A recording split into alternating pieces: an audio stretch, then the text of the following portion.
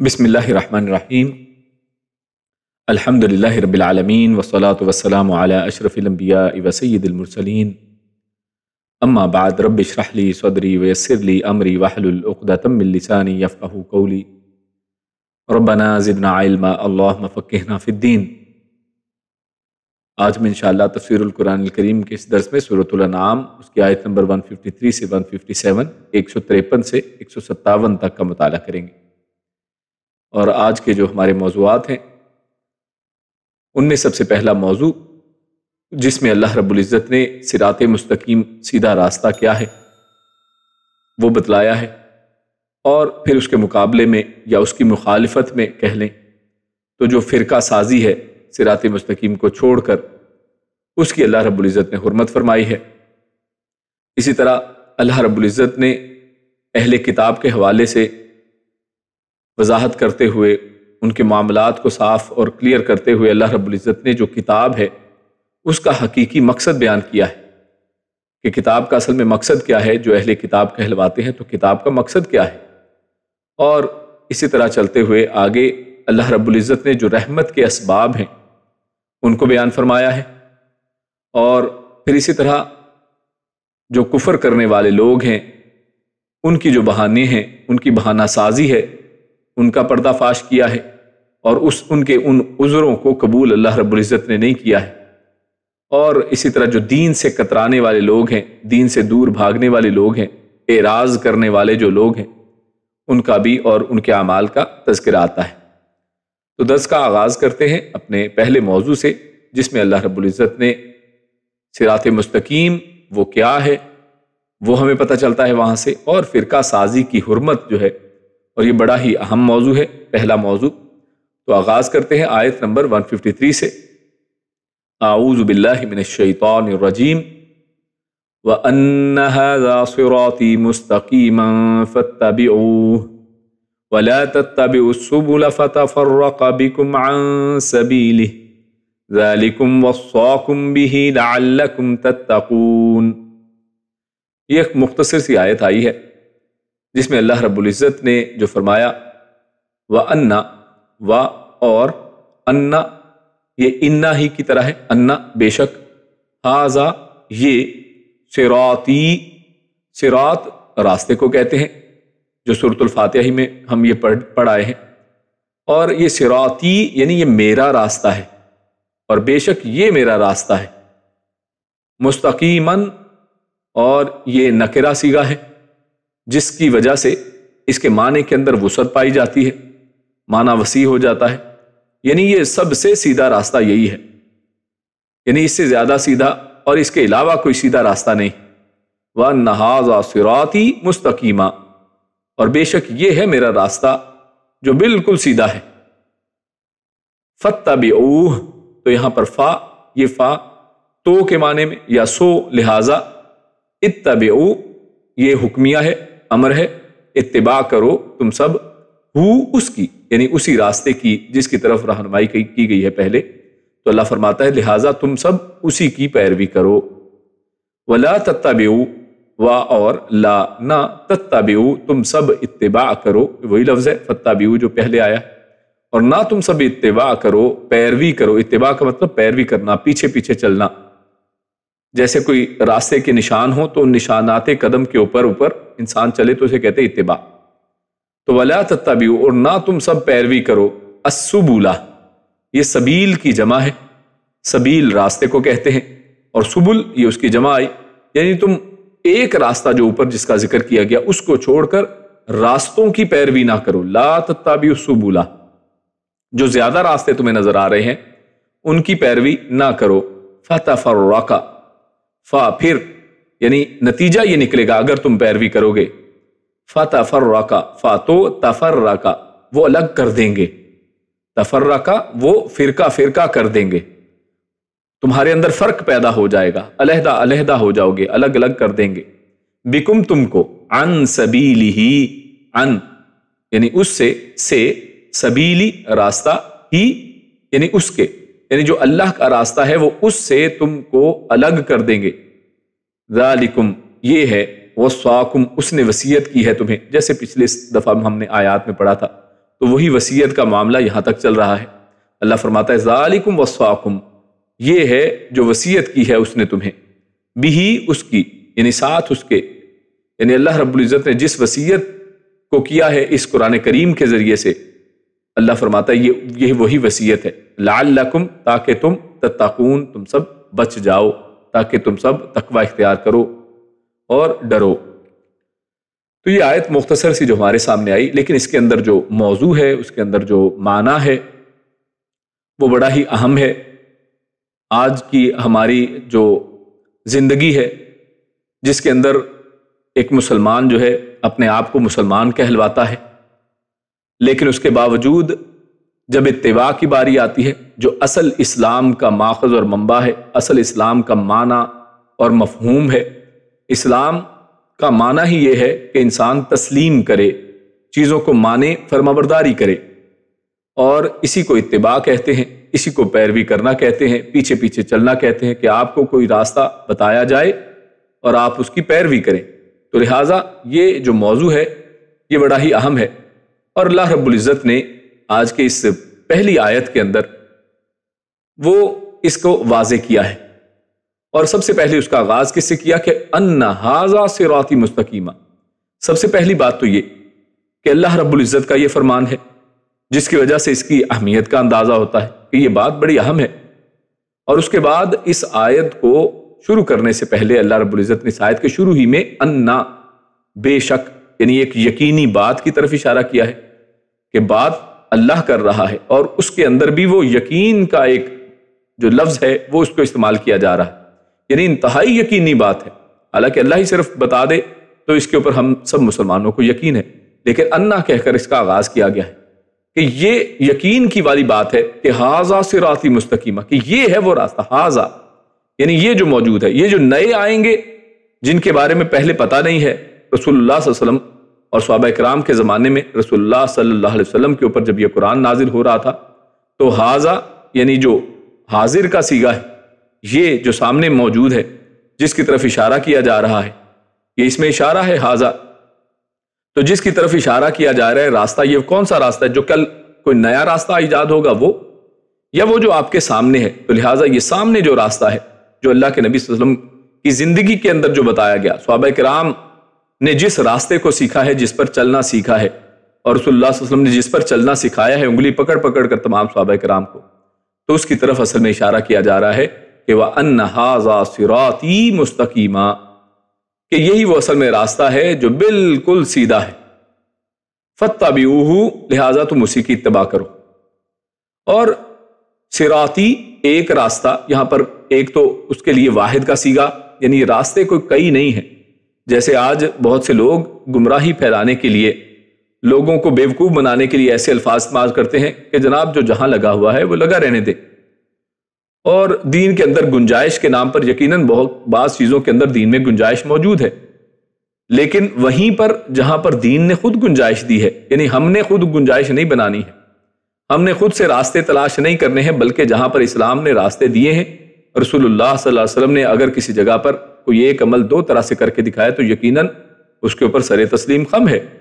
لیکن خود سے راستے بنانا اور پھر بعد میں ان کو اسلام کی طرف ان کو کرنا، ان کی نسبت کرنا کہ جناب یہ اسلام یہی ہے، اور اگر کوئی شخص ویسا نہ کرے تو اس کو اسلام ہی کے اوپر اس کے اوپر شک کرنا، اس کو ایک الگ فرقہ سمجھنا، ان کو اپنے سے ہی اسلام کی جماعت سے ہی باہر سمجھنا، تو یہ اصل میں گمراہی والی بات ہے۔ اسی لیے یہاں پر پہلی بات تو یہ کہ یہ ایک راستہ ہے، یہ زیادہ راستے نہیں ہیں، اور وہی اصل میں کیا ہے؟ مستقیماً، وہی سیدھا اور بالکل سیدھا اور سب سے سیدھا راستہ ہے۔ اور یہ راستہ سیدھا کدھر کو جاتا ہے؟ راستہ ظاہر ہے کوئی بھی ہو تو اس کی کوئی منزل ہوا کرتی ہے، اور اس کی منزل وہ جنت ہے، کہ جنت تک پہنچانے والا یہ راستہ ہے، اور سورۃ الفاتحہ کے اندر اس کی تفصیل میں یہ چیزیں ذکر ہو چکی ہیں کہ سیدھا راستہ یعنی وہ راستہ ہے کہ جو آپ کو، انسان کو، ایک مسلمان کو جنت تک لے جائے، اس کا جو اصل ڈیسٹینیشن ہے، فائنل ڈیسٹینیشن ہے، اس تک پہنچا دے۔ تو یہ راستہ جو ہے ایک ہی ہے، ایسا نہیں ہے کہ آپ کہیں پہ بھی کسی بھی بس پہ بیٹھ جائیں تو سب بسیں جناب جنت میں ہی پہنچیں گی، نہیں ہے، یہ ایک راستہ ہے، یہ ایک ہی طرف کو جاتا ہے، ایک ڈگر پر چلنے والی چیز، اور جس کا نتیجہ بھی ایک نکلے گا۔ مگر شیطان نے لوگوں کو گمراہ کرنے کے لیے اس کے ارد گرد بہت سی راہیں بنا ڈالی. اسی وجہ سے یہاں پر ان راہوں سے لوگوں کو ہٹانے کے لیے، ایک راستے کی طرف رہنمائی کرنے کے لیے اللہ نے فرمایا فَاتَّبِعُوهُ، لہٰذا وہ جو ایک راستہ اللہ نے بتایا ہے اس کی اتباع کیا کرو. اور اسی طرح صحیح مسند احمد کے اندر اور مستدرک حاکم کے اندر جو حدیث ہے رسول اللہ صلی اللہ علیہ وسلم کے حوالے سے عبداللہ بن مسعود رضی اللہ تعالیٰ عنہ اور دیگر صحابہ سے روایت ہے کہ نبی کریم صلی اللہ علیہ وسلم نے ہمارے لیے ایک لکیر کھینچی. زمین کے اوپر اللہ کے نبی نے ایک لکیر بنائی اور پھر فرمایا یہ اللہ تعالیٰ کا سیدھا راستہ ہے. یعنی ایک مثال سمجھانے کے لیے زمین پر لائن لگا کر بتایا کہ یہ تو اللہ کا راستہ ہے. پھر اس کے دائیں بائیں کئی لکیریں کھینچی جو اسی راستے سے نکل رہی تھی، یعنی اس کی شاخیں سمجھ لیں، اور فرمایا یہ الگ الگ راستے ہیں، ان میں سے ہر راہ پر ایک شیطان بیٹھا ہے. یعنی یہ جو راستے، ایک سیدھا جو درمیان کا راستہ تھا، اس کے علاوہ جتنے بھی راستے ہیں نکل کہاں سے رہے ہیں؟ اسی کے اندر سے، اصل راستے کے اندر سے. یعنی سب تعلق کس سے جوڑیں گے؟ کہیں گے کہ ہم بھی مسلمان ہیں، اور یقیناً مسلمان ہیں، لیکن راستے سے ہٹ جاتے ہیں، اپنے اپنے راستے کریٹ کر لیے، اس اصل راستے میں سے شاخیں نکال لی، اس میں سے فرقہ فرقہ ہو گئے. اور اللہ کے نبی نے کیا فرمایا؟ ان میں سے ہر راہ پر ایک شیطان بیٹھا ہے جو لوگوں کو اپنی طرف بلاتا ہے کہ سیدھے راستے کو چھوڑ کر میری طرف آ جاؤ. اس کے بعد آپ صلی اللہ علیہ وسلم نے سیدھی راہ پر ہاتھ رکھا، یعنی جو پہلی لکیر بنائی تھی اس پر ہاتھ رکھا، اور یہ آیت تلاوت فرمائی جو ہم نے ابھی پڑھی کہ وَأَنَّ هَٰذَا صِرَاطِي مُسْتَقِيمًا فَاتَّبِعُوهُ، کہ یہ ہے وہ اصل میں وہ راستہ کہ جس کی اتباع کرنے کا حکم ہوا ہے. اور اس بات کی وضاحت قرآن و سنت میں بے شمار دفعہ ہے. قرآن کریم کے اندر سورۃ النساء کے اندر ہم پڑھ آئے ہیں، آیت نمبر 59 میں اللہ رب العزت نے اس کی طرف اشارہ فرمایا ہے. فرمایا یا ایھا الذین آمنوا اطیعوا اللہ واطیعوا الرسول، کہ یہ راستہ اصل میں کون سا راستہ ہے جو سیدھا جانے والا ہے؟ وہ اللہ کی اطاعت اور اس کے رسول کی اطاعت کا راستہ ہے. اور پھر فرمایا وَأُولِي الْأَمْرِ مِنْكُمْ، اور اپنے اولی الامر یعنی جو حاکم ہیں، جو جن کا امر چلتا ہے، حکم چلتا ہے، ان کی بھی تم اطاعت کرو. اور یہ اصل میں سیدھا راستہ ہے. اور اس کے اندر بعض لوگوں نے اس سے یہ گمان کیا کہ یہ جو مختلف فقہا ہیں، ائمہ ہیں، یہ ان کی اصل میں اجازت دی گئی ہے کہ ان کی اتباع کی جائے، ان کی بھی اطاعت کی جائے. تو ٹھیک ہے، مان لیتے ہیں کہ اگر اس کو بھی اس میں شامل کر لیا جائے تو کوئی حرج نہیں، کر لیں. حالانکہ لفظ اس کی طرف اشارہ نہیں کرتے ہیں، لیکن آگے کی طرف آگے والے لفظ پڑھنا ضروری ہے. فرمایا فَإِن تَنَازَعْتُمْ فِي شَيْءٍ فَرُدُّوهُ إِلَى اللَّهِ وَالرَّسُولِ، کہ اگر تمہارا کسی معاملے میں تنازع کوئی پیدا ہو جائے، کسی معاملے میں تم جھگڑ پڑو، فَرُدُّوهُ إِلَى اللَّهِ وَالرَّسُولِ، تو اس کو اللہ اور اس کے رسول کی طرف لوٹاؤ. یعنی تنازع کی شکل میں آپ نے جانا کس کی طرف؟ وہی جو اصل دو ہیں. اصل میں کیا ہیں؟ دو، اطیعوا اللہ واطیعوا الرسول. تو کوئی بھی تنازع پیدا ہوگا، کئی مسائل کے اندر آپ جانتے ہیں امت کے اندر تنازعات ہیں، امت فرقہ فرقہ ہوئی بیٹھی ہے. کیوں؟ کیونکہ اپنے اپنے تنازع کو اپنے اپنے امام سے سمجھ رہی ہے. جبکہ اللہ رب العزت کیا فرما رہے ہیں کہ اگر تمہارے اندر کوئی تنازع پیدا ہو جائے فَرُدُّوهُ إِلَى اللَّهِ وَالرَّسُولِ، تو تم نے اس کا حل، اس کو لوٹانا کس کی طرف ہے؟ کس سے رہنمائی لینی ہے؟ وہ اللہ اور اس کے رسول سے رہنمائی لینی ہے. اور اللہ اور اس کے رسول سے رہنمائی کا مطلب کیا ہے؟ کہ قرآن و سنت سے رہنمائی لینی ہے. اور ساتھ شرطیہ بتا دیا کہ ان کنتم تؤمنون باللہ والیوم الآخر، اور تم نے یہ ایسا اس لیے کرنا ہے اگر تم مومن ہو اور اگر آخرت کے دن پر ایمان لاتے ہو. تو ایک مومن جو ہے اس کو تو یہی لائق ہے، اس کے لیے تو یہی جائز ہے کہ وہ اللہ اور اس کے رسول کی طرف ہر معاملے میں جائے جس میں تنازع پایا جاتا ہے. یعنی تنازع کا حل، تنازع پیدا ہونا کوئی بڑی بات نہیں ہے، تنازع پیدا ہو جاتا ہے، لیکن اس کا حل وہی ہے جو یہاں پر قرآن و سنت میں بتایا گیا ہے. اپنی طرف سے نہیں ہے کہ نہیں ہمارے لیے ہمارا امام، تمہارے لیے تمہارا امام، ہمارے لیے ہماری فقہ، تمہارے لیے تمہاری فقہ. ایسا نہیں ہے، بلکہ اللہ نے قرآن کریم کے اندر یہاں پر اس آیت کے اندر اس کا حل بتایا ہے کہ تم اس کو اللہ اور اس کے رسول کی طرف یعنی قرآن و سنت کی طرف لوٹاؤ. ہر اس مسئلے کو، ہر تنازع والی بات کو، جہاں جہاں پر بھی کوئی مسئلہ پیدا ہوتا ہے تو ادھر لے کے جاؤ. اگر تم مومن ہو تو تمہیں یہ کرنا چاہیے. مومن کا تو یہ وتیرہ ہے، وہ طریقہ ہے. اور ذالک خیر واحسن تاویلا، اور یہی انجام کار کے لحاظ سے سب سے بہتر چیز ہے کہ یہ طریقہ اپنایا جائے، اس انداز سے چلا جائے، تو پھر یقیناً یہ تنازعات پیدا نہیں ہوں گے، مسائل کے حل نکل آئیں گے، اور امت فرقہ فرقہ نہیں ہوگی جس کا آگے تذکرہ آ رہا.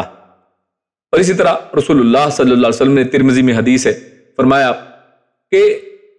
میرے بعد تم اپنے اندر شدید اختلافات دیکھو گے. اور اسی طرح ایک اور حدیث کے اندر اللہ کے نبی نے کیا فرمایا کہ میری امت جو ہے اس 73 فرقوں میں بڑھ جائے گی. تو جب صحابہ کرام نے اس سے پوچھا، آپ صلی اللہ علیہ وسلم سے استفسار کیا، پوچھا کہ پھر یہ نجات والا پھر فرقہ کون ہوگا، بچیں گے کیسے؟ تو اللہ کے نبی صلی اللہ علیہ وسلم نے اس کا حل یہ بتایا، ما انا علیہ واصحابی، کہ راستہ صحیح والا وہ ہوگا اس زمانے میں بھی جب لوگ فرقہ فرقہ ہو جائیں گے، امت 73 فرقوں میں بڑھ جائے گی، تو بچنے والا کون ہے؟ ما انا علیہ واصحابی، یعنی جو اس چیز کے اوپر عمل کرے جس پر آج میں ہوں، ما انا علیہ، جس پر میں ہوں، واصحابی، اور جس پر میرے صحابہ کرام ہیں۔ یعنی طریقہ یہاں پر بھی بچنے کا بتا دیا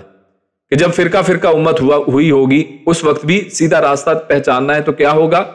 وہ راستہ جس پر اللہ کے نبی تھے، وہ راستہ جس کے اوپر صحابہ کرام نے عمل کیا، وہی اصل میں سیدھا راستہ جو جنت میں لے جانے والا راستہ ہے، جس کے بارے میں یہ آیت بتا رہی ہے وَأَنَّ هَٰذَا صِرَاطِي مُسْتَقِيمًا فَاتَّبِعُوهُ۔ تو لہٰذا اتباع کس کی کرنی ہے؟ اللہ اور اس کے رسول کی کرنی ہے۔ اتباع کس کی کرنی ہے؟ سیدھے راستے کی کرنی ہے، اور وہ سیدھا راستہ کیا ہے؟ قرآن و سنت کا راستہ ہے، وہ اللہ اور اس کے رسول کی اطاعت کا راستہ ہے۔ تو جہاں جہاں پر اللہ اور اس کے رسول کی اطاعت آئے گی اس کو مانا جائے گا۔ اور آگے فرمایا وَلَا تَتَّبِعُوا السُّبُلَ، حالانکہ اتنا ہی کہہ دینا کافی تھا، لیکن بات واضح ہو جائے، اللہ رب العزت نے قرآن مجید کے اندر تفصیل بتائی ہے اس کی، جیسے خود قرآن مجید میں پچھلی آیت میں ہم پڑھ کے آئے ہیں کہ اس کے اندر اللہ نے تفصیل رکھی ہے، وَلَا تَتَّبِعُوا، اور فرمایا کہ تم جو مختلف جو متفرق راستے ہیں، ایک سے زیادہ جو راستے ہیں، تم ان کی اتباع نہ کرو۔ کیوں؟ کیونکہ وہ تمہیں سیدھے راستے سے اصل میں ہٹا دیں گے۔ تو جس طرح اللہ رب العزت نے تمام دینوں میں سے صراط مستقیم یعنی اسلام کی طرف اشارہ کیا کہ یہ اصل میں سیدھا راستہ ہے اور باقی سب باطل ہیں، اسی طرح اس آیت کے اس حصے کے اندر وَلَا تَتَّبِعُوا السُّبُلَ فَتَفَرَّقَ، تو یہاں پر یہ جو تفرقہ بازی ہے اس سے بھی بچنے کا راستہ بتا دیا کہ یہ اصل میں مختلف راستے ہیں جو صحیح راستے سے ہٹ کر ہیں اور اس سے ہٹانے والے ہیں۔ عن سبیلہ، وہ اللہ کے راستے سے تمہیں ہٹا دیں گے۔ کیا پتا چلا کہ اللہ کا راستہ تو کوئی اور ہے، یہ جو سبل ہیں یہ کچھ اور ہیں، اس لیے تو کہا کہ یہ اصل میں تمہیں اصل راستے سے ہٹا دیں گے۔ اور یہ واقعی عقلی بات بھی ہے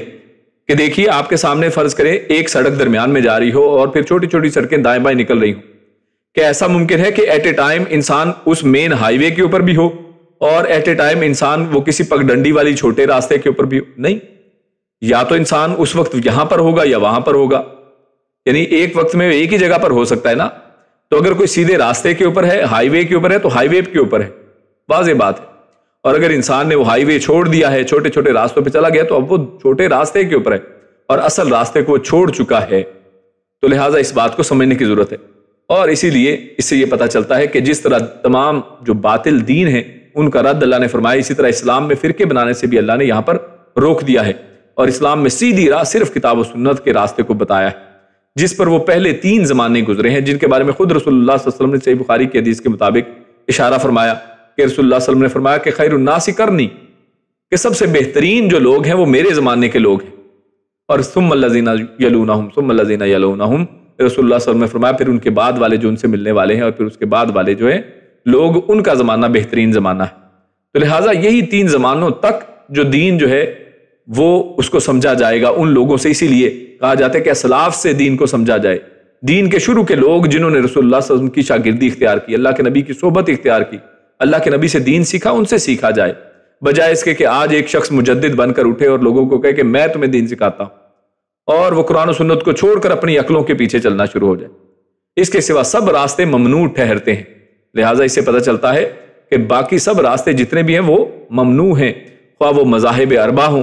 جیسے 4 فقہ مشہور ہیں، چاہے وہ راستے ہوں، یعنی اگر آپ نے اس کو اسٹرکٹلی پکڑ لیا ہے کہ میں اسی پہ چلوں گا، اور چاہے یہ مجھے قرآن و سنت کے خلاف ہی لے کر جائیں، کیونکہ کئی معاملات ایسے ہیں جہاں پر قرآن کچھ اور کہتا ہے، حدیث کچھ اور کہتی ہے، اور لوگ اڑے ہوئے ہیں اپنے اپنی تقلید کے اوپر، اپنے مذاہب کے اوپر کہ نہیں ہم تو حنفی ہیں، ہم تو شافعی ہیں، ہم تو مالکی ہیں، ہم تو حنبلی ہیں، اور اس سے باہر نہیں نکلتے۔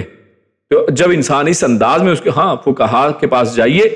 ان سے دین کو سمجھیے، اس معاملے میں آپ کو وضاحت کی ضرورت ہے، ان سے وضاحت طلب کیجئے۔ خود اللہ رب العزت نے قرآن مجید میں ارشاد فرمایا ہے کہ اگر تمہیں کسی بات کے بارے میں نہیں پتا تو کیا کرنا ہے؟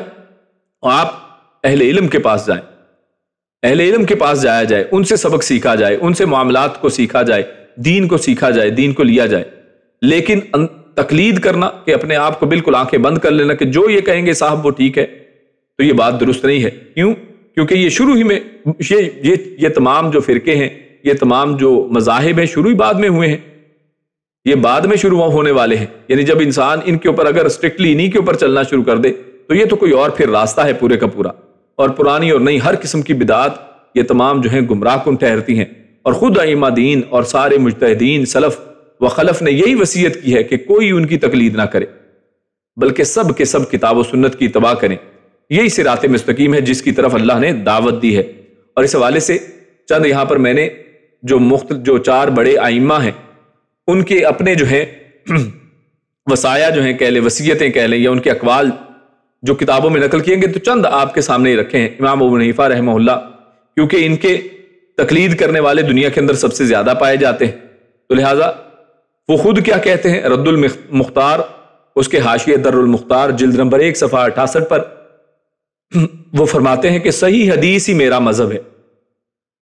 یعنی صحیح حدیث جو ہے وہ میرا مذہب ہے، اگر صحیح حدیث آ جائے تو یہ میرا مذہب ہوگا، یعنی ایسا نہیں کہ تم میرے قول سے چپکے رہو اور حدیث کا انکار کر دو۔ اسی طرح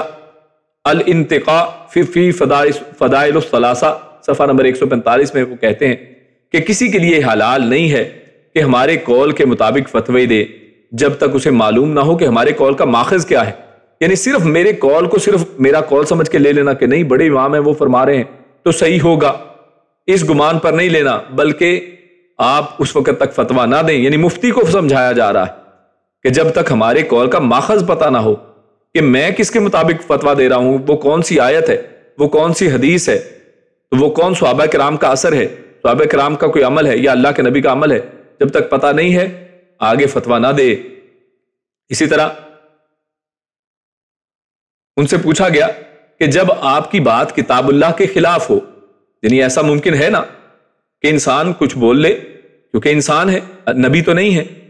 کہ آپ کی بات اگر کتاب اللہ کے خلاف ہو تو پھر فرمایا کتاب اللہ کے سامنے میری بات کو چھوڑ دو۔ پھر کہا گیا کہ جب آپ کی بات حدیث رسول صلی اللہ علیہ وسلم کے خلاف ہو تو فرمایا حدیث رسول کے سامنے میری بات کو چھوڑ دو۔ کہا گیا جب آپ کی بات قول صحابہ کے خلاف ہو تو فرمایا قول صحابہ کے سامنے میری بات کو چھوڑ دو۔ یعنی انہوں نے یہ نہیں کہا ہے کہ میری بات ان کے خلاف کیسے ہو سکتی ہے، انسان ہے، کیونکہ وہ سمجھتے ہیں اپنے بات کو جانتے ہیں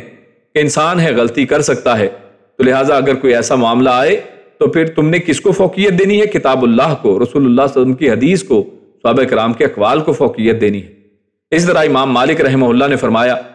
کہ سرور کائنات صلی اللہ علیہ وسلم کے سوا باقی ہر انسان کی بات کو قبول بھی کیا جا سکتا ہے اور رد بھی کیا جا سکتا ہے، یعنی کسی کے معاملے میں یہ عقیدہ رکھنا کہ جناب یہ شخص سراسر بالکل سچ ہی بولتا ہے، صحیح ہی بولتا ہے، ہاں یعنی اس کی آپ کہہ لیں کہ نیت کے اوپر تو شک نہیں ہم کریں گے، لیکن غلطی وہ شخص کر سکتا ہے، اس سے بات جو ہے کوئی ایسی نکل سکتی ہے اس کے منہ سے، یا اس کا فیصلہ ہو سکتا ہے درست نہ ہو سکتا ہے درست ہو۔ اور یہ بھی بات سمجھ لیں، اس کا مطلب یہ ہرگز نہیں ہے کہ ہم ان جو ائمہ دین کی کوئی توقیر نہیں کرتے، نہیں، ایسی بات نہیں ہے، بلکہ اصل بات تو یہ ہے کہ وہ چاہے ان کے اجتہادی جو مسائل ہیں ان کے اندر اگر وہ خطا کے اوپر بھی ہیں تو ہم یہ مانتے ہیں رسول اللہ صلی اللہ علیہ وسلم کی حدیث کی روشنی میں کہ پھر بھی وہ ایک نیکی کے مستحق ہیں، اور جس کا اجتہاد درست ہوا، جس کا پتہ تو اس کو قیامت والے دن چلے گا، تو اس کو 2 نیکیاں ملیں گی، اگر اجتہاد غلط ہے پھر بھی ایک نیکی ملے گی، کیونکہ رسول اللہ صلی اللہ علیہ وسلم نے ایسے ہی فرمایا ہے۔ تو امام مالک نے کہا فرمایا کہ سرور کائنات کے سوا باقی ہر انسان کی بات کو قبول بھی کیا جا سکتا ہے اور رد بھی، یعنی دلیل کو دیکھا جائے گا کہ دلیل اگر درست ہے تو قبول کریں گے، اگر دلیل نہیں ہے اور دلیل اگر صحیح حدیث کے خلاف ہے تو اس کو رد کیا جائے گا۔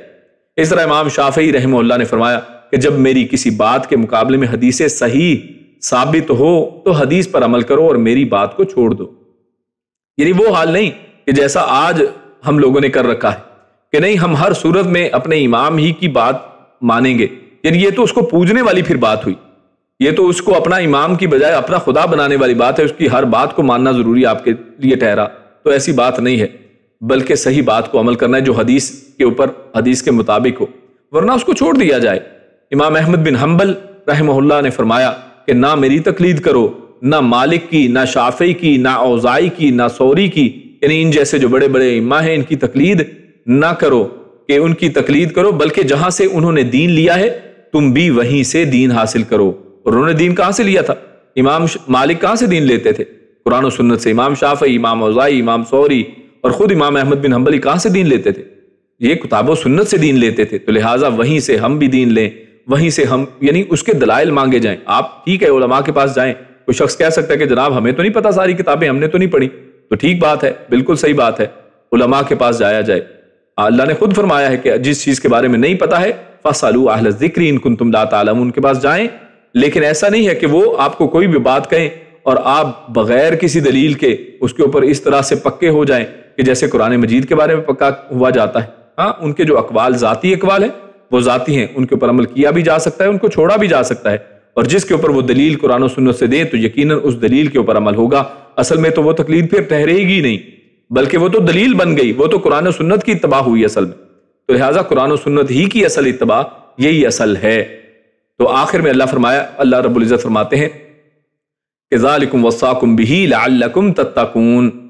یعنی اللہ رب العزت نے یہ وصیت کی ہے تمہیں, یعنی یہ بڑی تاکیدی حکم ہے کہ ایک راستے کی اتباع کی جائے, اسی کے اوپر چلا جائے, اور وہ قرآن و سنت کا راستہ ہے. اور اس کے علاوہ جو سبل ہیں, جو بہت سے راستے ہیں, جو بہت سے فرقے ہیں, فتفرقا, وہ تمہیں الگ الگ کر دیں گے.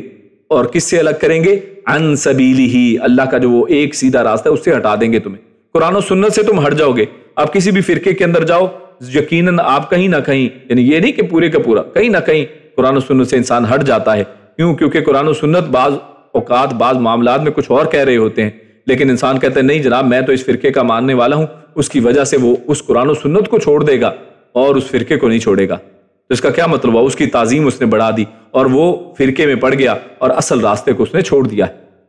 تو لہٰذا یہی اصل میں اس لیے فرمایا لعلکم تتقون, تاکہ تم سب بچ جاؤ. تقویٰ کا معنی کیا ہے؟ بچنا. جیسے کہ خود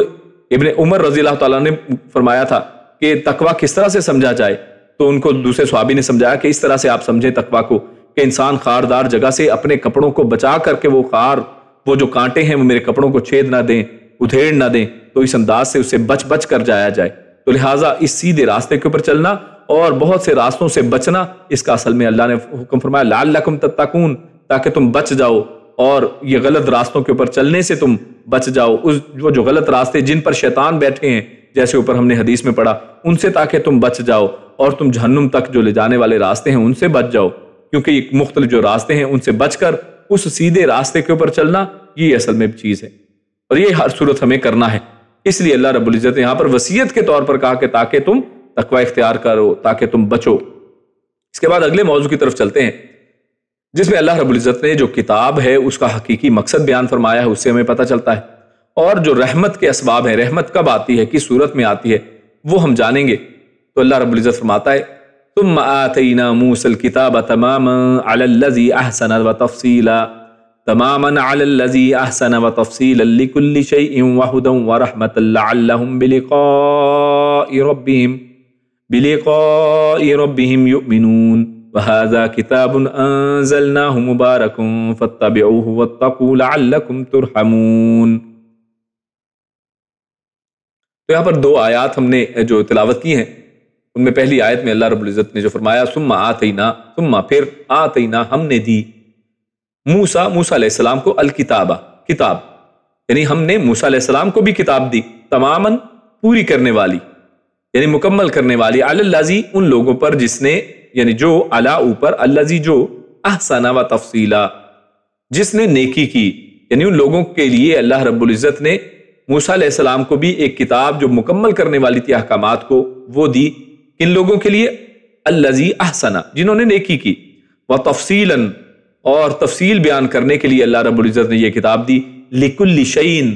ہر چیز کے بارے میں. اور یہاں پر ہر چیز سے مراد کیا ہے؟ یعنی وہی جو دین کا علم ہے, دین کے بارے میں ہر چیز جو ان کے لیے دین اللہ نے اتارا اس کی تفصیل کے لیے. وہدن اور ہدایت ہے, ورحمتن اور وہ کتاب رحمت بھی ہے, لعلہم تاکہ وہ بلقاء ربہم اپنے رب کی ملاقات پر, لقاء ملاقات کو کہتے ہیں, بلقاء ربہم تاکہ وہ اپنے رب کی ملاقات پر یؤمنون ایمان لے کے آئیں. یعنی اللہ رب العزت نے اس تمام جو کتاب اور کتاب کی جو تفاصیل ہیں اور کتاب بھیجنے کے مقاصد بیان فرمائے, اور ساتھ یہ بتایا کہ اس سے فائدہ کیا ہوگا, بلقاء ربہم یؤمنون, تاکہ اس کے ذریعے سے وہ اللہ کے ساتھ ملنے کے اوپر ایمان لائیں کہ اللہ سے ایک دن ملنا ہے. وہذا کتاب انزلناہ, وہذا اور یہ, یعنی پہلے کیا ہے, وہ اس کتاب کی بات ہو رہی ہے جو موسیٰ علیہ السلام کے اوپر نازل ہوئی. اب فرمایا وہذا اور یہ, یعنی اس سے مراد قرآن مجید ہے. کتابن یہ ایک کتاب ہے, انزلناہ ہم نے نازل کیا ہے اسے, مبارکن برکت دینے والا, ہم نے اسے برکت والا مبارک بنایا ہے، فاتبعوہ، لہٰذا تم اسی کی پیروی کرو۔ یعنی اوپر دیکھیے موسیٰ علیہ السلام کی کتاب کا تذکرہ ضرور کیا ہے کہ اس کے اوپر ایمان لینا ہے، ایمان لانا ہے، کہ اس کے اندر اللہ رب العزت نے نیکوکاروں کے لیے اس کے اندر تفاصیل، ہر چیز کی تفاصیل بیان کی، ہدایت دی، رحمت کے بارے میں رہنمائی کی، اور وہ رحمت ہے ان لوگوں کے لیے تاکہ لوگ ہدایت کے اوپر چل کر جنت حاصل کر سکیں۔ لیکن ھذا کتاب انزلناہ مبارک فاتبعوہ، لیکن اتباع کس کی کرنی ہے؟ یہ جو مبارک کتاب ہے، فاتبعوہ، لہٰذا تم اسی کی پیروی کرو، واتقوا، اور تم سب پرہیزگاری اختیار کرو، لعلکم ترحمون، تاکہ تم سب پر رحم کیا جائے، تاکہ تم سب رحم کیے جاؤ۔ یہ پیسو وائس ہے، یعنی مجہول فعل ہے، ترحمون، تاکہ تم سب رحم کیے جاؤ۔ تو یہ 2 آیات ہم نے تلاوت کی، آپ کے سامنے ترجمہ رکھا۔ تو پہلی آیت میں اللہ کیا فرماتا ہے؟ ثم آتینا موسیٰ الکتاب۔ تو اس میں پہلی بات تو یہ کہ جو لوگ تھوڑا عربی زبان کو جانتے ہیں ان کے لیے یہ اصل میں زیادہ اہم نقطہ ہے، وہ ہے کہ یہاں پر ثم آیا ہے، اور ثم نارملی عام روٹین میں یہ ثم ایک کے بعد جب دوسری چیز آتی ہے تو اس کے لیے استعمال کیا جاتا ہے، کہ یہ پہلے یہاں پر قرآن مجید کی پچھلی آیت میں بات ہوئی اور اس کی اتباع کی بات ہوئی، لیکن یہاں پر فرمایا ثم آتینا موسیٰ الکتاب۔ تو اس سے ہرگز یہ نہیں سمجھنا چاہیے کہ یہ ترتیب وار ہے کہ پہلے قرآن آئی پھر جو موسیٰ علیہ السلام کے اوپر کتاب بھیجی گئی، تو یقیناً یہ ایسی بات نہیں ہے۔ یہ ترتیب جو ہے یہ ترتیب نزولی اصل میں نہیں ہے، یعنی ہم نے جو موسیٰ علیہ السلام کو کتاب دی، یعنی اس کے ساتھ جو پھر کا اضافہ ہے، پھر جو اللہ رب العزت نے فرمایا ہے، تو اس سے مراد اصل میں یہ نہیں ہے کہ یہ کوئی کرونولوجیکل جو ہے یعنی ٹائم کے حساب سے وہ ترتیب بتائی جا رہی ہے، نہیں، ایسا نہیں، زمانوی ترتیب نہیں ہے، بلکہ موسیٰ علیہ السلام کو تو ہم جانتے ہیں کہ کتاب جو ہے وہ کب ملی ہے، اللہ کے نبی صلی اللہ علیہ وسلم سے کئی سو سال یا بلکہ ہزاروں سال پہلے موسیٰ علیہ السلام آئے ہیں، اور یہاں پر ان کا ذکر بعد میں کیا جا رہا ہے، تو یہ اصل میں ترتیب ذکری ہے، یعنی ذکر اصل میں ان کا بعد یہاں پر اللہ رب العزت نے بعد میں کیا ہے۔ کیوں؟ کیونکہ قرآن مجید جیسے خود سورۃ البقرہ کے شروع میں آپ دیکھتے ہیں کہ اللہ رب العزت نے جب متقین، اور متقین کون ہیں، ان کے بارے میں جب ارشاد فرمایا تو کیا فرمایا؟ الذین یؤمنون بالغیب ویؤمنون، جو غیب پر ایمان لاتے ہیں، ویقیمون الصلاۃ ومما رزقناہم ینفقون والذین یؤمنون، اور وہاں پر فرمایا کہ جو ایمان لاتے ہیں جو آپ پر نازل کیا گیا اور جو آپ سے پہلے نازل کیا اس کے اوپر ایمان لاتے ہیں۔ تو اس میں قرآن مجید اس کا تذکرہ کرنے کے بعد جن پر ہمیں ایمان لانا ہے اس کا بھی تذکرہ فرما دیا ہے۔ تو یہ تذکرے کی ترتیب ہے کہ پہلے قرآن مجید کی بات کی جائے گی، اس کے اوپر ایمان لایا جائے گا، اور اس کے بعد پہلی کتابوں کے اوپر بھی ایمان لایا جائے گا۔ تو لہٰذا یہ ایک ترتیب ذکر ہے، یعنی ذکر اس انداز میں اس کو کیا گیا ہے، یہ زمانوی ترتیب نہیں ہے۔ اور اس کی مزید وضاحت جو ہے سورۃ البلد اس کی آیت نمبر 17 میں بھی، کیونکہ اسی طرح کا موضوع ہے تو وہاں پر اس کو سمجھنے کے لیے دیکھا جا سکتا ہے۔ تو متعدد مقامات پر اللہ تعالیٰ نے قرآن مجید اور تورات کو اکٹھا ذکر کیا ہے، ایک ہی جگہ پر آگے پیچھے ذکر کیا گیا ہے، جیسا کہ ابن کثیر رحمہ اللہ نے اس کی وضاحت فرمائی۔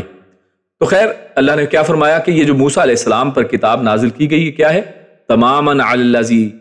یہ تمام کرنے والی ہے ان لوگوں پر جو احسن، جنہوں نے نیکی کی۔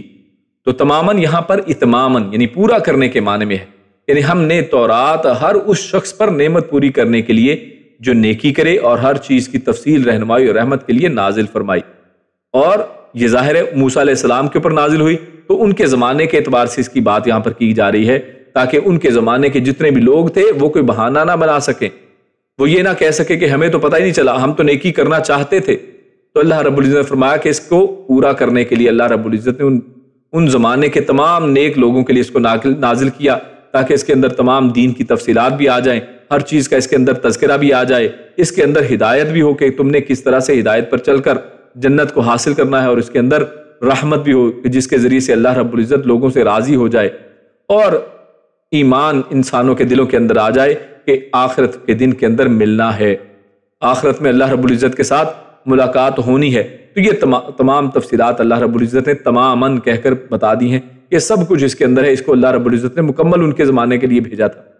اور اس کا مقصد یہ تھا کہ وہ یعنی بنی اسرائیل اپنے رب کی ملاقات پر ایمان لے آئیں۔ کیونکہ یہ دیکھیے یہ آخری نقطہ جو ہے، اپنی کتاب پر بھی ایمان لا رہے تھے، موسیٰ علیہ السلام پر بھی ایمان لا رہے تھے، ساتھ چل بھی رہے تھے، لیکن جہاں پر اطاعت کی باری آتی تھی آپ جانتے ہیں کہ پیچھے ہٹ جاتے تھے، کہتے تھے جائیں آپ خود لڑیں، آپ اور آپ کا رب جائے اور وہ لڑے، اور بار بار ہم پیچھے پڑ آئے ہیں۔ یہ سارا سورہ بقرہ کے اندر، سورہ آل عمران وغیرہ کے اندر 2-3 صورتوں کے اندر اللہ نے بڑی تفصیل کے ساتھ ان کا تذکرہ فرمایا ہے کہ بار بار جب ایمان کی باری آتی ہے جس کے اندر یعنی یہ عنصر ہوتا ہے کہ آخرت والے دن اللہ سے ملنا ہے، اس لیے آج اتباع کری جائے، تو اس کے اندر کیونکہ وہ ان کے اندر کمی پائی جاتی تھی، تو اس لیے اللہ رب العزت فرماتے ہیں کہ یہ ساری کتاب نازل کرنے کا مقصد کیا تھا، ان ہدایات اور رحمت کا مقصد کیا تھا، تاکہ وہ آخرت کے دن کے اندر ایمان لائیں، آخرت سے ڈر جائیں، آخرت سے ڈرنے والے نہیں تھے۔ تو لہٰذا یہ آج ہمارے اندر بھی اگر دیکھیں ہم تو آخرت کا ڈر جو ہے نا وہ اندر پیدا نہیں ہے۔ ہاں دنیا کا ڈر ضرور ہوتا ہے کہ جناب نوکری سے نکل جائیں گے اگر یہ کام کریں گے، پولیس پکڑ لے گی، غرامہ لگ جائے گا، کیمرہ دیکھ لے گا، کیمرے کی آنکھ آپ کو دیکھ رہی ہے، اللہ دیکھ رہا ہے، ہمیں کسی کو ڈر نہیں لگتا ہے۔ اللہ رب العزت قیامت والے دن ہم سے پوچھے گا کھڑا کھڑا کر کے ایک ایک کو علیحدہ علیحدہ، کسی کو ڈر نہیں لگتا، کسی کو کوئی فکر نہیں ہے، یعنی ایسا ہی ہے جیسے اللہ کی ملاقات کا یقین ہی نہ ہو، اس کے اوپر جیسے ایمان ہی نہ ہو۔ تو یہ اصل میں معاملہ ہمارے ساتھ چل رہا ہے۔ اور آگے اللہ رب العزت کیا فرماتے ہیں، ایمان کی بات جب کر لی تو فرمایا وَهَذَا كِتَابٌ أَنزَلْنَاهُ مُبَارَكٌ فَاتَّبِعُوهُ، کہ ایمان تو اس کے اوپر لانا ہے کہ پہلے کتابوں کے اوپر ایمان۔ یہ دیکھیے ایمان کی جو 6 ارکان ہے اس کے اندر ایک کیا ہے، کتابوں کے اوپر ایمان، تو اس کے اندر سے موسیٰ علیہ السلام پر جو نازل ہوئی کتاب اس کے اوپر بھی ایمان اس کے اندر شامل ہے، تو اس کے اوپر ایمان لانا ہے، لیکن اتباع کس کی کرنی ہے، ان کی نہیں کرنی۔ کیونکہ آج ہم یہ بھی دیکھتے ہیں کہ بعض علماء جو ہیں آج کیا کرتے ہیں، ٹی وی کے اوپر بیٹھ کر وہ کہتے ہیں کہ جناب قرآن مجید اور حدیث کو تو نہیں مانیں گے، حدیث سے دلیل ہوگی تو نہیں مانیں گے، وہ کہیں گے کہ جناب یہ تو ظنی ہے اور یہ تو ایسے ہے ویسے ہے۔ لیکن جو پچھلی کتابیں ہیں جن کے اندر تحریف ہو چکی ہے، ان تحریف شدہ کتابوں، ان کی کہانیوں اور اسی طرح جو ہسٹری کی کتابوں، ان کے اندر سے دلیلیں اٹھا اٹھا کر لائیں گے، اور یہ ان کے لیے جو ہے قابل جو ہے عمل ہیں، لیکن حدیث قابل عمل نہیں ہے۔ حالانکہ اللہ رب العزت نے خود فرمایا کہ جو یعنی اللہ رب العزت کی اطاعت کرنا چاہتا ہے، رسول اللہ صلی اللہ علیہ وسلم کی اگر اطاعت کرے تو اللہ ہی کی اطاعت ہے، لیکن اس کے باوجود اس چیز کو سمجھا نہیں جاتا ہے۔ خیر، وَهَذَا كِتَابٌ أَنزَلْنَاهُ مُبَارَكٌ فَاتَّبِعُوهُ، یعنی آیت کریمہ وہ دلالت کرتی ہے کہ قرآن کا علم وہ جلیل ترین، انتہائی بربا برکت اور تمام علوم سے زیادہ وسیع علم رکھنے والا ہے، اس لیے اس کو مبارک کہا۔ کیونکہ برکت کس میں ہوتی ہے کہ ایک چیز دیکھنے میں آپ کو چھوٹی لگتی ہے لیکن اس کے اندر اللہ برکت پیدا کر دیتے ہیں۔ آپ کے گھر میں 1000 روپے آتا ہے یا 10,000 آتا ہے یا 10 لاکھ آتا ہے، اگر برکت نہیں ہے تو وہ 10 لاکھ بھی کچھ بھی نہیں ہے، اور اگر 1000 ہے اور ساتھ برکت ہے تو اس سے انسان سارے کام کر لیتا ہے، سب کچھ نپٹ جاتا ہے، یعنی برکت کے اندر وسعت ہوتی ہے۔ تو لہٰذا اس قرآن مجید کیونکہ یہ برکت والی کتاب ہے تو یہ وسیع ہے، اس کے علم وسیع ہے، اس کے ایک ایک لفظ کے اوپر بحث کرنا شروع کریں، بات کرنا شروع کریں، اس سے نصیحت حاصل کرنا شروع کریں تو بات ختم نہیں ہوتی ہے۔ تو اسی کے ذریعے سے صراط مستقیم کی طرف کامل رہنمائی انسان حاصل کرتا ہے، اور اس کے ہوتے ہوئے انسان اولین اور آخرین میں سے متکلمین کے قیاسات اور اندازوں اور فلسفیوں کے افکار و نظریات کا محتاج نہیں رہتا ہے۔ جیسا کہ تفسیر سعدی میں انہوں نے ارشاد فرمایا کہ اس کتاب کے ہوتے ہوئے جس کے اندر اللہ رب العزت نے ہر چیز رکھ دی ہے، اس کو مبارک بنا دیا ہے، اللہ نے خود اس کو نازل کیا ہے اور اس کی پیروی کا حکم دیا ہے، تو اس کے مقابلے میں انسان کے جو علم کلام کی باتیں کرنے والے مختلف ایک ایشو کو لے کر بیٹھ جاتے ہیں، اس کے اوپر بڑی بڑی لمبی بحثیں کرتے ہیں، اپنے قیاس کرتے ہیں، اپنے قیاس دہراتے ہیں کہ جناب ہماری فقہ یہ کہتی ہے، ہمارا اندازہ یہ کہتا ہے، اور اسی طرح فلسفیوں کی باتیں یا اسی طرح ڈاکٹر اور سائنس کی باتیں اور ان کے نظریات یہ قرآن مجید کے مقابلے میں اگر آ جائیں تو ان کو ریجیکٹ کر دینا چاہیے۔ ہاں اگر وہ اس کے پیرلل اس کی وضاحت کے اندر کوئی بات کرتے ہیں تو پھر کوئی مسئلہ نہیں ہے، یا اس کے تابع رہ کر کوئی بات کرتے ہیں، اس کی بات کی کسی کی وضاحت میں کے اندر استعمال کیے جا سکتے ہیں تو یقیناً استعمال کیا جائے۔ ادروائز اس کے مقابلے میں وہ ایک اپنا نظام پیش کریں،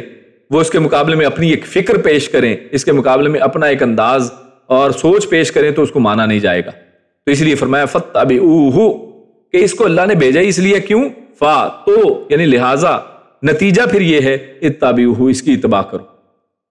اور اتباع کیوں کرو، اور ساتھ کیا کہا وَاتَّقُوا اور اس سے ڈرو، یعنی کسی بھی امر میں اللہ کی مخالفت کرنے سے ڈرو، اس کی اتباع کو چھوڑ کر دوسروں کی اتباع کرنے میں اللہ سے ڈرو، لعلکم ترحمون تاکہ تم پر رحم کیا جائے۔ یعنی رحم ایسے نہیں ہوگا کہ انسان دعائیں مانگتا رہے کہ جناب ہم مسلمان پیدا ہوئے ہیں اور اللہ رب العزت کا تو کوئی ذمہ داری بنتی ہے کہ وہ ہم پر رحم کرے ہی کرے، اور ہم چاہے اتباع کرے نہ کریں، ہم صرف کلمہ پڑھ لیا ہے اب ہمارا کام ختم ہوا، اللہ کا کام شروع ہو گیا، بس ایسا نہیں ہے۔ اتباع کرنی پڑے گی، اس قرآن مجید سے ہمیں دین کو سیکھنا پڑے گا، قرآن و سنت کو کی اتباع کرنی پڑے گی، اس کے پیچھے چلنا پڑے گا، اور اللہ سے ہر چیز کے اندر ڈرنا ہے۔ ہاں کہ کیوں؟ کیونکہ انسان ایک فل 100% بھی کہے نا کہ میں اتباع کر رہا ہوں، پھر بھی نہیں پتا کہ اس کے اندر کیا کمی بیشی رہ گئی، ہماری نمازیں قبول ہوئی بھی ہیں کہ نہیں، اس کے اندر کوئی ریاکاری تو نہیں آ گئی تھی، اس کے اندر کوئی نقص تو نہیں تھا، ہمیں نہیں پتا ہے۔ لہٰذا واتقوا، اللہ سے ڈرنا۔ اور اللہ نے سورۃ التغابن کے اندر کیا فرمایا؟ واتقوا اللہ ما استطعتم، کہ تم اللہ سے اپنی استطاعت کے مطابق ڈرتے رہو، کام بھی کریں اور اللہ سے ڈرتے بھی رہیں کہ اللہ قبول کر لیں، پتہ نہیں مجھ سے صحیح ہوا ہے نہیں ہوا ہے، اور اسی طرح مجھ سے کوئی غلطی تو نہیں ہو گئی، کہیں سے مجھ سے جانے نہ جانے میں کوئی شرک، کوئی بدعت، کوئی ایسا معاملہ تو نہیں ہو گیا ہے۔ تو یہ ہے، اگر انسان ڈرتا رہے اور اتباع کرتا رہے، یہ دو کام کرتا رہے، تو یہ ہے اصل میں رحمت کے اسباب، کہ انسان اللہ سے ڈرتا بھی رہے اور ڈر ڈر کے سارے کام کرے، پھونک پھونک کے قدم رکھے، اور اللہ اور اتباع بھی اس قرآن و سنت کی کرتا رہے، لعلکم ترحمون۔ تو پھر فائدہ کیا ہوگا؟ اور یہ اس لیے ہے تاکہ اور اس سے امید پیدا ہو جائے گی کہ اللہ رب العزت کی اب رحمت کے حقدار ہم ہو گئے ہیں، اللہ رب العزت اب ہم پر رحم فرمائے گا۔ تو اللہ تعالیٰ کی رحمت کے حصول کا سب سے بڑا سبب علم و عمل کے اعتبار سے اس کتاب کی پیروی اور تقوی بنتا ہے۔ تو یہ ہمیں یہاں سے ان دو آیات سے ایک نتیجہ پتہ چلا۔ اسی طرح جو آگے ہمارے سامنے موضوع ہے آخری، جس میں اللہ رب العزت نے جو بہانہ سازی ہے، جو بہانے بنانے والے لوگ ہیں، یہ ہمارے مسلمانوں میں بھی ہیں، پہلے کفار میں بھی تھے، اور اس طرح دین سے کترانے والے لوگ وہ ہمارے مسلمانوں میں بھی ہیں، وہ پہلے بھی تھے، تو ان کا تذکرہ کرتے ہوئے آیات ہمارے سامنے ہیں۔ اللہ فرماتا ہے تَقُولُوا إِنَّمَا أُنزِلَ الْكِتَابُ عَلَى طَائِفَتَيْنِ مِن قَبْلِنَا وَإِن كُنَّا عَن دِرَاسَتِهِمْ لَغَافِلِينَ أَوْ تَقُولُوا لَوْ أَنَّا أُنزِلَ عَلَيْنَا الْكِتَابُ لَكُنَّا أَهْدَىٰ مِنْهُمْ فَقَدْ جَاءَكُمْ بَيِّنَةٌ مِّن رَّبِّكُمْ وَهُدًى وَرَحْمَةٌ فَمَنْ أَظْلَمُ مِمَّن كَذَّبَ بِآيَاتِ اللَّهِ وَصَدَفَ عَنْهَا سَنَجْزِي الَّذِينَ يَصْدِفُونَ عَنْ آيَاتِنَا سُوءَ الْعَذَابِ بِمَا كَانُوا يَصْدِفُونَ۔ تو ان دو آیات کے اندر اللہ فرماتا ہے تقولوا ان، یعنی کہ تقولو تم سب کہو، یعنی اس میں معنی کچھ اس طرح بنتا ہے کہ تم سب یہ نہ کہو، اصل میں یہ یعنی یہ نہ ہو کہ تم سب کہو، اصل تو یہ ہے کہ معنی کیا ان، کہ تقولو تم سب کہو، یعنی اللہ رب العزت اس انداز میں بات کر رہے ہیں کہ ایسا نہ ہو کہ تم سب یہ کہنے لگ جاؤ، انما در حقیقت یعنی اس کے علاوہ نہیں، انزلہ نازل کی گئی ہے، الکتاب کتاب، علی طائفتین دو گروہوں پر، علی اوپر، طائفہ گروہ کو کہتے ہیں، طائفتین دو گروہوں پر، یعنی یہ نہ ہو کہ تم سب یہ کہنے لگ جاؤ کہ جو در حقیقت کتاب ہے وہ تو نازل کی گئی ہے دو گروہوں پر، من قبلنا ہم سے پہلے، یعنی ہم پہ تو کچھ نازل ہی نہیں ہوا، ہم سے پہلے جو گروہ ہیں ان پر کتاب نازل کی گئی ہے، اور دو گروہوں سے مراد کیا ہے؟ یہ یہود اور نصارہ ہے، یہود اور نصارہ یعنی عیسائی اور یہودی یہ مراد ہیں۔ تو ایسا نہ ہو کہ تم یہ کہو من قبلنا ہم سے پہلے، وَإِن كُنَّا اور ان بے شک کننا ہم تھے، عن دراستہم عن سے دراستِ یعنی درس جیسے لفظ بولتے نا، تو دراستہم ان کے پڑھنے پڑھانے سے لغافلین یقیناً ہم سب بے خبر تھے، یعنی ایسا نہ ہو کہ تم یہ کہو کہ جناب کتابیں تو ہم سے پہلے لوگوں پر نازل ہوئی تھی، ہم پر تو کچھ نازل ہی نہیں ہوا، اور ہم تو کیونکہ ہم پر کچھ نازل ہی نہیں ہوا تو اس لیے ہم کیا پڑھتے پڑھاتے۔ او تقولو یا پھر تقولو تم سب یہ کہو، لو انا لو اگر انا بلا شبہ ہم یا بے شک ہم، انزلہ اتاری گئی، علینا ہم پر، الکتاب کتاب، لکننا یعنی اگر ہم پر کتاب اتاری گئی ہوتی، لکننا تو ہم ضرور ہوتے، لا یہ لام تاکید ہے، تاکید کے لیے ہے، کننا ہم ہوتے، اہدا یہ اہدا زیادہ یعنی یہ کمپیریٹیو ڈگری ہے، اہدا زیادہ ہدایت یافتہ ہوتے، منہم ان سے، یعنی یہ بھی ایک بہانے کو یہاں پر ذکر کیا جا رہا ہے کہ یہ تم یہ بھی نہ کہیں کہو، یعنی ہم نے یہ کتاب قرآن مجید اس لیے تم پر اتارا ہے کہ کہیں تم یہ نہ کہو کہ اگر یہ کتاب ہم پر نازل ہوتی تو ہم تو بہت زیادہ ہدایت یافتہ ہوتے، یعنی ہم تو بڑا عمل کرتے، ہم بڑی ہدایت پہ آتے۔ فقد جاءکم تو اللہ فرماتا ہے فقد پھر یقیناً جاءکم آ چکی ہے تمہارے پاس، بینۃ روشن دلیل، من ربکم تمہارے رب کی طرف سے، وہدن اور ہدایت، ورحمہ اور رحمت، یعنی جس کے بارے میں تم یہ گمان تھا کہ تم یہ کہتے یا یہ کہتے، تم ایسا نہ کہو، اصل میں یہ لوگ کہتے تھے اس طرح کی باتیں، تو اس لیے اصل میں تم پر یہ قرآن نازل کیا گیا ہے تاکہ تم یہ نہ کہو فقد جاءکم، لہٰذا آ چکی ہے تمہارے پاس بینۃ، ایک روشن دلیل تمہارے رب کی طرف سے جو ہدایت ہے، ورحمہ اور رحمت ہے، فمن اظلم، تو من کون، اظلم زیادہ ظالم ہوگا، جیسے اہدا پہلے آیا ہے اس طرح اظلم یعنی زیادہ ظالم، پھر کون زیادہ ظالم ہے، ممن اس سے جو کذب جو جھٹلائے بآیات اللہ، اللہ کی آیتوں کو، یعنی اللہ کی آیتوں کو جھٹلانے والے سے زیادہ پھر ظالم کون ہے، وصدف عنہا، اور جو اعراض کرے اس سے، یعنی اس شخص سے زیادہ ظالم کون ہے جو اللہ کی آیتوں کو جھٹلائے اور ان سے اعراض کرے۔ سنجزی، ہم انقریب سزا دیں گے، ہم جزا دیں گے، الذین، ان لوگوں کو جو یصدفون، جو اعراض کرتے ہیں، عن آیاتنا، ہماری آیات سے، سوء العذاب، برا عذاب، بما کانوا یصدفون، بما بسبب ما جو کانوا وہ تھے، یصدفون اعراض کرتے، یعنی ان کے اس اعراض کرنے کے سبب، وہ جو اعراض کرتے تھے اس کی وجہ سے ہم ان کو برا عذاب دیں گے۔ تو یہ دو آیات ہم نے آپ کے سامنے تلاوت کی، بڑا واضح موضوع ہے یہاں پر، لہٰذا یہ مختصراً یہ دونوں آیتیں آپ کے سامنے پیش کی گئی ہیں کہ اللہ فرماتا ہے ان تقولوا انما انزل الکتاب علی طائفتین من قبلنا وان كنا عن دراستهم لغافلین، یعنی تاکہ تم یہ نہ کہہ سکو کہ ہماری طرف تو کوئی کتاب آئی نہیں، کیونکہ اکثر لوگ جو ہیں آج بھی دیکھیں، آج بھی بہت سے لوگ یہ بہانہ بناتے ہیں کہ جناب یہ تو ہمیں تو کوئی سمجھانے والا آیا ہی نہیں، یہ جو علماء یہ موضوع تو بیان ہی نہیں کرتے، یہ ان کو یعنی وہ مشورے دیتے رہتے ہیں کہ یہ موضوع بیان ہی نہیں کرتے۔ بھئی تم نے کیا علماء کے پاس کبھی بیٹھ کے سنا ہے کہ وہ بیان نہیں کرتے؟ آپ کیسے کہہ سکتے ہیں بیان نہیں کرتے؟ ایک ایک چیز کے اوپر کتابیں لکھی گئی ہیں، ایک ایک چیز کے اوپر بیانات موجود ہیں۔ آج تو انٹرنیٹ کا زمانہ ہے، ہر ایک موضوع پر آپ کو کتابیں مل جائیں گی، آرٹیکل مل جائیں گے، رسالے مل جائیں گے، ہر طرح کا مواد آپ کو مل جائے گا۔ تو لہٰذا یہ نہیں کہا جا سکتا آج کے زمانے میں بھی، لیکن خیر یہ بات ہو رہی ہے کہ یہ لوگوں کے بہانے ہیں۔ اللہ رب العزت نے ان بہانوں کا توڑ یہاں پر ظاہر کیا ہے کہ تم تاکہ یہ نہ کہہ سکو، یہ قرآن کو نازل کرنا، حدیث کو نازل کرنا، تم یہ نبی بھیجنا، یہ سارے معاملے کا مقصد پیچھے کیا ہے، تاکہ تم بہانے نہ بنا سکو، یہ نہ کہہ سکو کہ ہماری طرف تو کوئی کتاب آئی ہی نہیں، کتاب تو صرف ہم سے پہلے دو گروہوں یہود و نصارہ پر اتری اور وہ صرف ان کے لیے تھی، اور انہوں نے ہمیں دعوت بھی نہیں دی کہ ہم ان سے پڑھ کر ایمان لے آتے، بلکہ وہ اسے بنی اسرائیل کے لیے قرار دیتے رہے، یعنی وہ خود بھی کہتے تھے کہ یہ ہمارے لیے کتاب ہے، اور یہ لوگ بھی یہی سمجھتے تھے کہ یہ جناب ان کے لیے کتاب ہے۔ ہم بھی، حالانکہ خود کیا کہتے ہیں، اپنے آپ کو ابراہیمی کہتے تھے یہ مشرکین مکہ اس زمانے میں۔ اور آج بھی دیکھیں دنیا کے اندر اب تو گلوبل جو ہے وہ ولیج کی طرح ہے پوری دنیا، ہر چیز ہر جگہ کے لیے ہے۔ آپ چائنا کے اندر، امریکہ چائنا کی جتنی مرضی ٹسل ہو، آپ چائنا کے اندر سے کوئی بھی چیز آرڈر کریں امریکہ میں منگوا لیں، امریکہ سے کچھ بھی آرڈر کریں چائنا میں منگوا لیں، کوئی مسئلے والی بات نہیں۔ تو جب سب کچھ آرڈر کیا جا سکتا ہے، منگوایا جا سکتا ہے، ہر چیز ہر ایک کے ریچ کے اندر ہے، پہنچ کے اندر ہے، تو آج کوئی بہانہ نہیں ہے۔ قرآن مجید اس کتاب کو ہر زبان کے اندر ترجمے کر دیے گئے، کوئی دنیا کی کتاب نہیں ہوگی جس کے اندر ترجمہ نہ ہو، اس کی تفصیل نہ ہو، تفسیر نہ ہو، علماء نہ ہو، داعیان نہ ہو، ہر جگہ پر، ہر دنیا کے ہر کونے کے اندر اللہ رب العزت نے اس کا درس و تدریس کرنے کے لیے ہر ایک طرح کا سبب جو ہے اختیار کر لیا۔ تو لہٰذا کوئی بہانہ نہیں کہہ سکتا ہے کہ جناب یہ تو فلاں کے لیے ہے، یہ ہم پر تک آئی نہیں، ہم بھی اسے ان کے ساتھ مخصوص سمجھ کر اور کچھ اپنی غفلت کی وجہ سے اسے پڑھنے سے بے خبر رہے، ورنہ زبان نہ جاننا تو کوئی معقول عذر ہی نہیں ہے۔ یعنی اللہ رب العزت نے فرمایا کہ